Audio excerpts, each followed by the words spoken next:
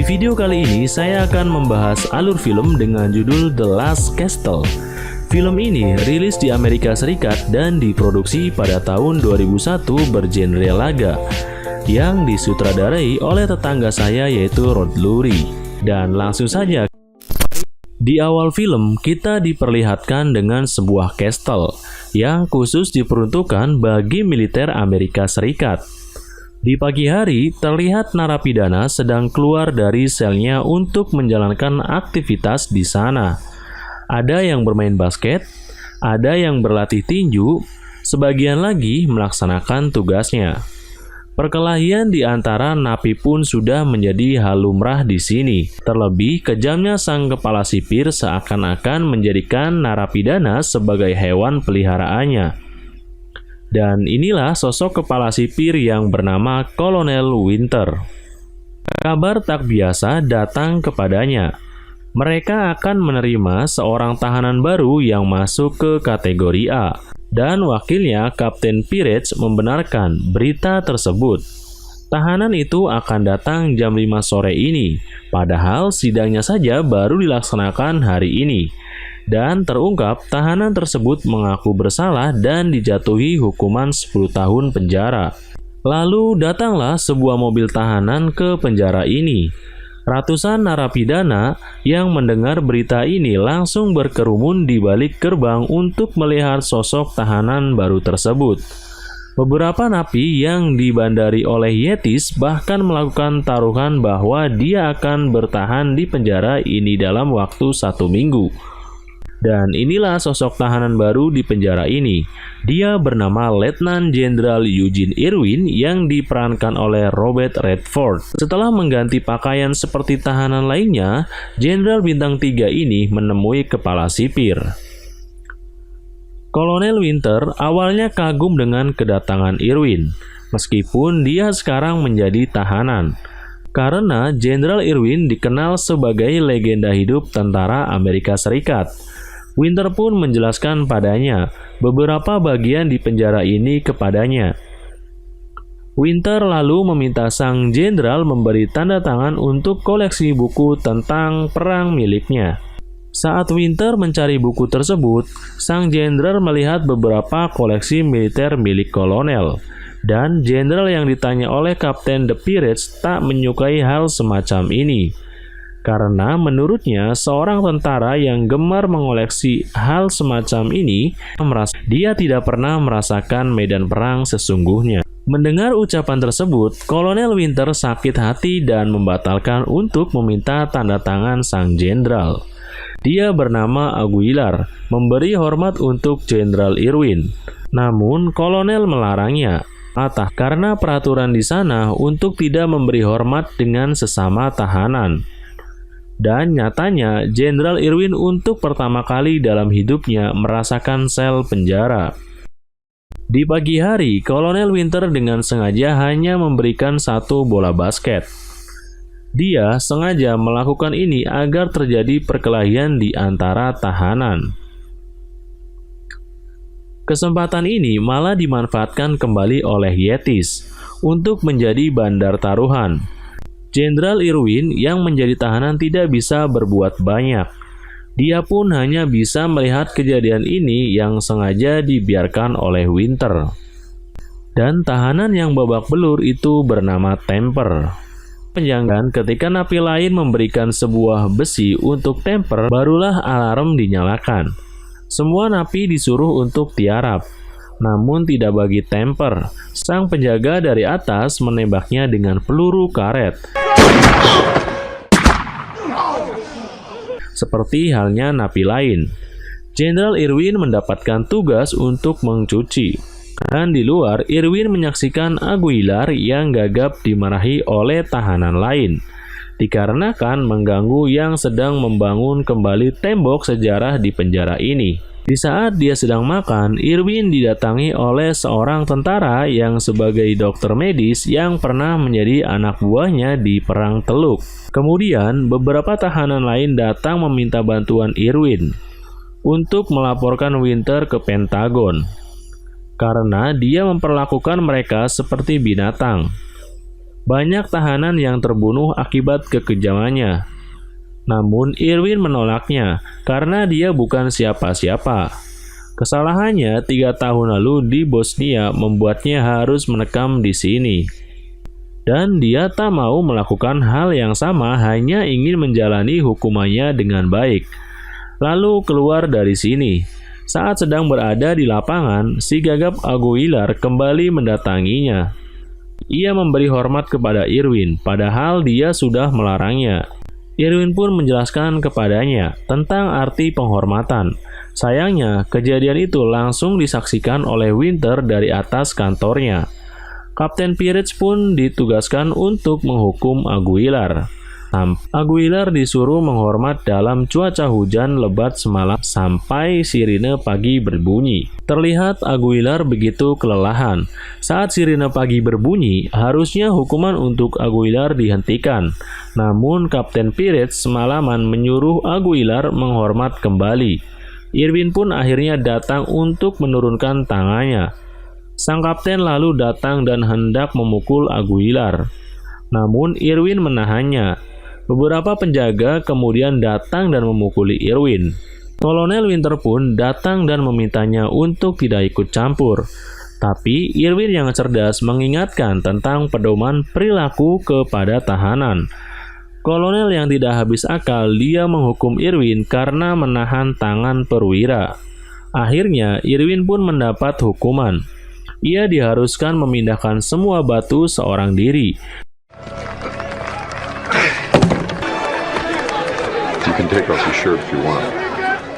Di tengah cuaca yang sangat panas itu, Irwin melepaskan bajunya. Terlihat juga bekas luka di punggungnya akibat perang yang ia jalani. Yetis kembali memanfaatkan kesempatan ini untuk mengadakan taruhan. Para tahanan kebanyakan membuat taruhan bahwa jenderal tidak akan kuat mengangkat semua batu tersebut. Di luar dugaan, jenderal yang sudah sangat kelelahan mampu bertahan dan berhasil memindahkan batu-batu tersebut. Tak cukup sampai di situ. Setelah selesai memindahkan batu tersebut, Kolonel Winter memberi perintah kepada kapten untuk kembali mengangkat batu itu ke tempat semula. Ya, si Koplak mah bener-bener gelo iya teh.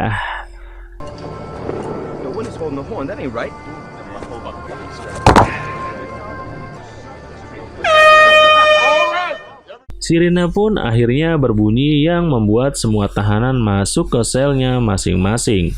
Kenapa kau rela mati demi memindahkan batu dinding milik kolonel? Dia pun menjawab, ini dinding bukan miliknya, tapi ini dinding kalian. Hingga akhirnya Irwin pun dimasukkan ke dalam sel isolasi. Waktu pun berlalu. Irwin dikembalikan ke sel miliknya yang bernomor 345. Di tengah perjalanan menuju selnya, tiba-tiba seluruh tahanan di sana memberikan kode penghormatan kepadanya seperti inilah.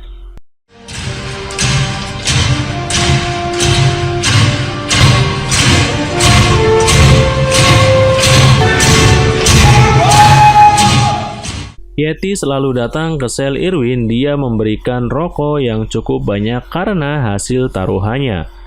Namun karena dia tidak merokok, Irwin menyuruh Aguilar memberikan rokok tersebut ke seluruh tahanan. Di sini terungkap pula ayahnya Yetis mengatakan saat misi di Hanoi, Irwin berhasil menyelamatkan seluruh anak buahnya. Namun Irwin beranggapan bahwa yang membuatnya dia bertahan hidup sampai saat ini adalah seluruh prajuritnya yang berjuang mati. Di sini Biupir kembali bertanya kepadanya, apakah maksudnya bahwa ini dinding kita?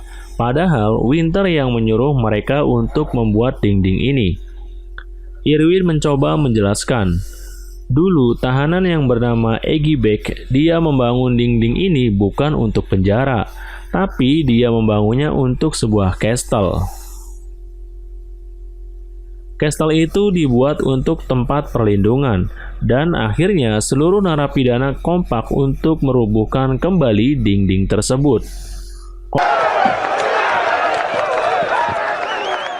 Kolonel Winter terkejut dengan rubuhnya dinding itu, yang diperintahkan Irwin menurut anak buahnya. Di keesokan harinya, para napi pun kembali membangun dinding itu.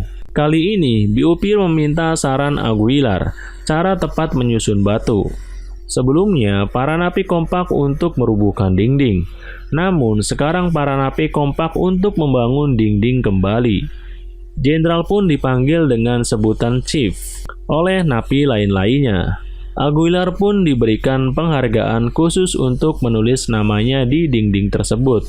Kekompakan para napi harusnya menjadi kabar baik bagi kepala sipir, tapi tidak bagi Winter.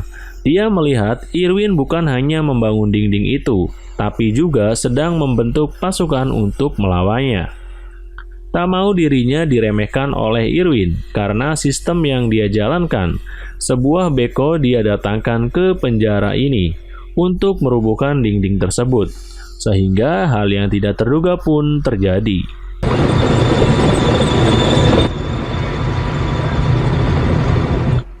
Aguilar tewas seketika karena tertembak di kepalanya. Kejadian kecil ini membuat Irwin merenung diam tidak berdaya. Terlihat dinding yang mereka bangun dengan susah payah dan kerja keras serta kekompakannya telah roboh kembali dengan satu tubrukan, hingga saat Irwin mengumpulkan seluruh narapidana. Sang jenderal lalu memberi sebuah motivasi di sini. Some may think to be remembered in this way would be a disgrace to a soldier. Meskipun saat ini mereka dianggap aib, tidak merubah jati diri mereka yang seorang pejuang. Kematian Aguilar menjadi momentum mereka untuk melawan ketidakadilan di penjara ini. Mereka lalu menyanyikan lagu Korps Marinir Amerika Serikat.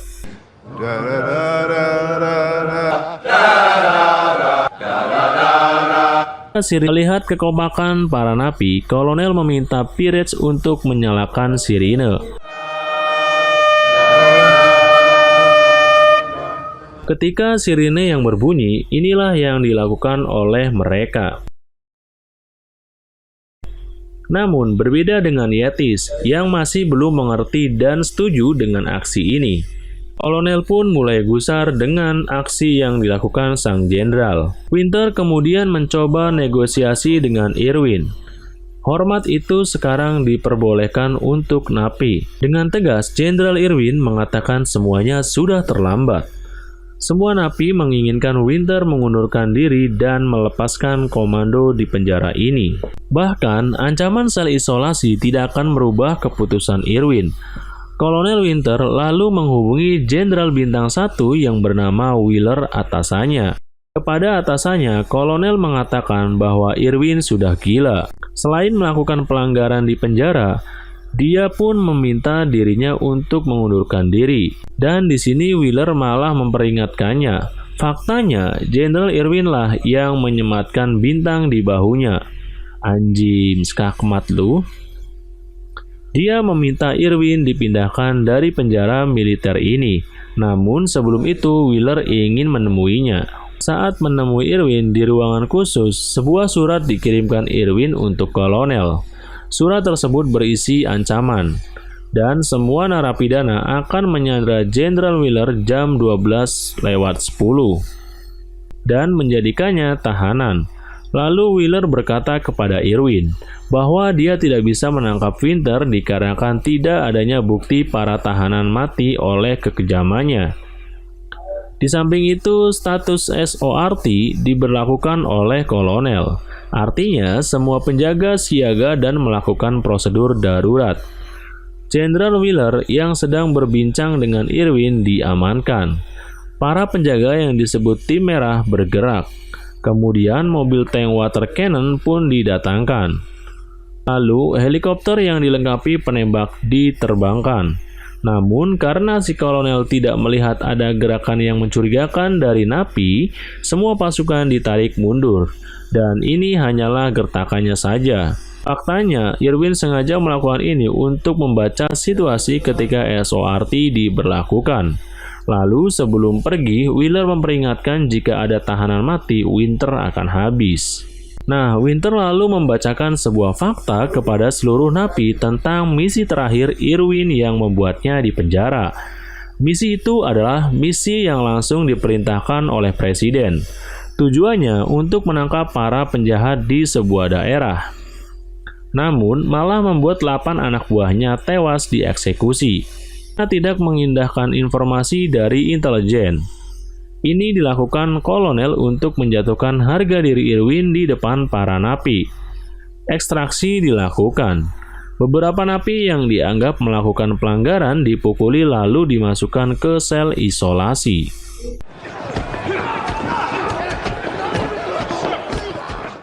Namun hukuman itu tidak membuat gentar Irwin dan napi lainnya. Lalu strategi selanjutnya adalah Irwin dengan sengaja berkumpul di lapangan. Terungkap juga Yetis adalah seorang pilot Apache. Tapi dia tidak setuju dengan misi Irwin dan dianggap pengkhianat oleh napi lainnya. Kolonel mencoba memanfaatkan hal itu. Dia memanggil Yetis. Kolonel menawarkan Yetis keringanan hukuman dari 3 tahun menjadi 3 bulan agar bersedia menjadi informan mereka. Di saat jam makan, 2 napi sengaja membuat keributan agar para penjaga membawanya. Di sini Irwin kembali membacakan strategi untuk menjatuhkan si kolonel. Beberapa poin alasan kepala sipir bisa dicopot sesuai aturan adalah selain melakukan pelanggaran dan tidak kriminal, juga karena fasilitas ini berhasil diambil alih oleh tahanan. Dan Irwin mengusulkan poin yang terakhir. Semua napi pun akhirnya setuju. Kemudian Irwin menjelaskan strateginya dalam sebuah papan catur. Dari mulai melumpuhkan para pengawal Winter hingga menara 1-4, termasuk meriam air dan helikopter. Nah, ketika mengucapkan helikopter, sontak Irwin langsung menatapi Yetis. Dan langkah terakhir adalah mengibarkan bendera secara terbalik karena itu faktanya sinyal meminta bantuan. Agar Jenderal Wheeler datang. Secara khusus, Irwin berbicara dengan Yetis yang dianggap pengkhianat oleh napi lain. Irwin sudah menduga Yetis telah dimanfaatkan oleh kolonel. Dan pilihan ada di tangan Yetis. Dia mau menjadi seorang prajurit sejati atau hanya jadi seorang pengecut. Lalu di ruangan kolonel terlihat bendera Amerika Serikat disimpan di sebuah kotak. Dan Yetis datang dengan membawa tas yang biasa berisi surat untuk para napi. Yetis yang dianggap informannya, dia mengungkapkan strategi yang dilakukan oleh Irwin untuk mengambil alih penjara ini. Namun, Yetis meminta segera dikeluarkan dari penjara ini untuk keamanannya. Tiba-tiba, seorang napi mengamuk di luar kantor dan menuduh Yetis seorang pengkhianat. Nah, disinilah guys plot twistnya. Esoknya, ia kembali menemui kolonel. Dia dengan sengaja mengatakan strategi Irwin adalah mengibarkan bendera terbalik agar bantuan internasional datang. Kolonel awalnya tidak percaya dari mana mereka akan mendapatkan bendera tersebut. Yetis bilang, "Dari saya." Rupanya saat terjadi keributan kemarin, Yetis dengan sengaja mencuri bendera di ruangan ini. Awalnya kita mengira Yetis adalah seorang pengkhianat, namun faktanya menjadi prajurit sejati. Kemudian hampir seluruh penjaga masuk ke ruangan sel untuk menggeledah mencari bendera tersebut. Sedangkan para tahanan dikumpulkan di lapangan. Disinilah awal jatuhnya Kolonel Winter. Dia mulai sadar ini strategi napi agar berada di lapangan. Saat ratusan penjaga sedang menggeledah ruangan sel, Irwin memberi komando untuk melakukan misinya. Langkah pertama, pintu menuju ruangan sel dirantai sehingga para petugas terjebak di sana. Jumlah penjaga yang sedikit di lapangan dengan mudah dilumpuhkannya. Jenderal Miller ditelepon untuk datang dengan pasukannya ke penjara ini. Karena kewalahan, kolonel lalu memerintahkan untuk menurunkan tim merah dan tim biru. Dan terlihat dari tembakan ketapel yang terakhir mengenai ruangan kolonel dan menghancurkan ruangan koleksinya. Dan rupanya batu itu bertuliskan nama Aguilar yang tewas sebelumnya. Davy berhasil mematikan saluran air agar water cannon-nya lumpuh.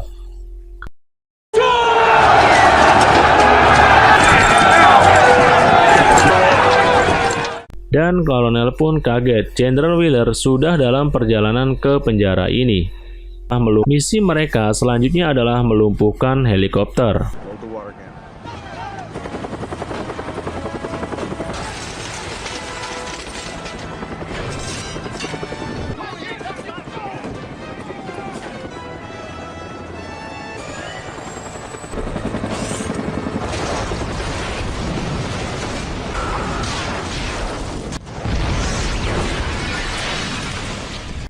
Setelah semuanya dilumpuhkan, semua napi berbaris untuk melihat pengibaran bendera terbalik yang sudah Yetis sembunyikan di balik batu. Kolonel berkata pasukannya turun ke lapangan, bahkan mereka sekarang menggunakan peluru asli. Saat semua napi tiarap, Irwin berjalan menuju tiang bendera untuk mengibarkannya secara terbalik. Kolonel memerintahkan pasukannya untuk menembak Irwin. Namun, sang Kapten Peretz yang sudah sadar dia melarang anak buahnya untuk menembak. Namun, si goblok Winter menembak Irwin beberapa kali. Dengan kondisi tubuh yang sudah tertembak, namun dia tetap berhasil mengibarkan bendera tersebut. Dan faktanya bendera itu tidak terbalik. Berarti Irwin menyatakan bahwa mereka semua merdeka. Semua napi pun serentak melakukan penghormatan. Hingga akhirnya Kolonel Winter ditangkap. Irwin pun meninggal di bawah bendera tersebut. Dan namanya diukir di dinding kastel tersebut dan film pun berakhir.